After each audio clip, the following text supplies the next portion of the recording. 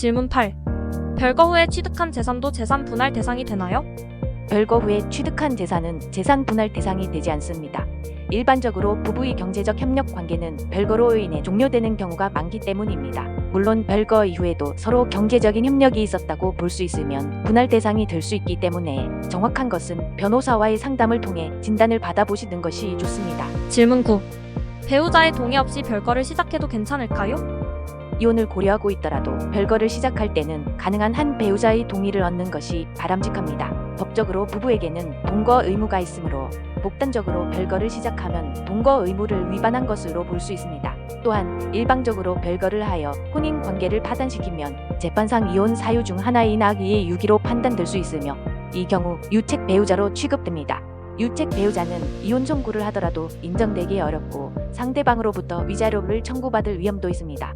그러므로 정당한 이유 없이 일방적으로 별거를 하는 것은 나중에 불리해질 수 있습니다. 그러나 이미 혼인 관계가 파탄된 경우나 동거가 객관적으로 어려운 사정이 있는 경우에는 별거에 정당한 이유가 있다고 볼 수 있습니다. 또한 혼인 생활을 더 이상 이어갈 수 없어 감정을 정리하기 위해 별거하는 경우라면 악의의 유기로 보기는 어렵습니다.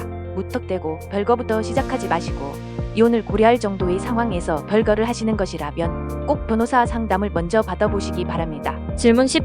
이혼을 고려하고 있는데 전업주부라서 이혼 후 생활이 불안합니다.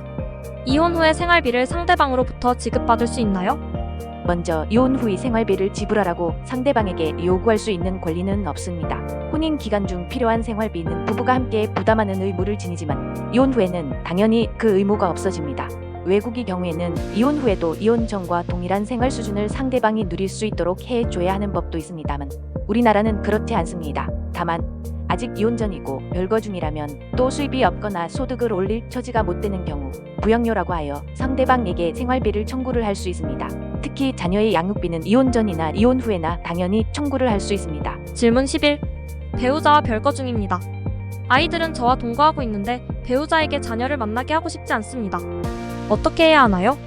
별거 중인 부모가 미성년 자녀와 만나는 것을 면접교섭이라고 합니다.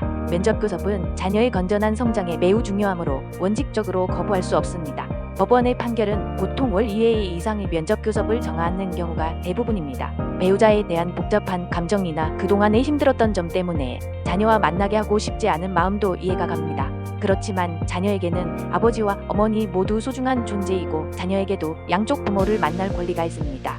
또 상대방이 양육비를 지급하지 않으므로 면접교섭에 동의할 수 없다고 하는 경우도 있지만 양육비 지급과 면접교섭의 허용은 서로 대가관계가 아니므로 그렇게 할 수 없습니다. 물론 그 반대로 상대방이 면접교섭에 협조하지 않으므로 양육비를 지급할 수 없다고 하는 것도 안 됩니다. 법원에서 면접교섭을 예외적으로 허용하지 않는 경우는 자녀의 학대나 가정폭력이 있는 경우 등입니다. 이런 경우에는 면접교섭의 배제를 법원에 청구할 수도 있습니다. 그러면 법원은 면접교섭으로 인해 자녀에게 악영향이 있는지를 살펴보고 허용 여부를 결정하게 됩니다. 면접교섭을 해야 하는 경우와 하지 말아야 하는 경우 모두 자녀의 안정적 성장에 관련된 중요한 문제이므로 이혼 전문 변호사와 상담해보는 것을 권해드립니다.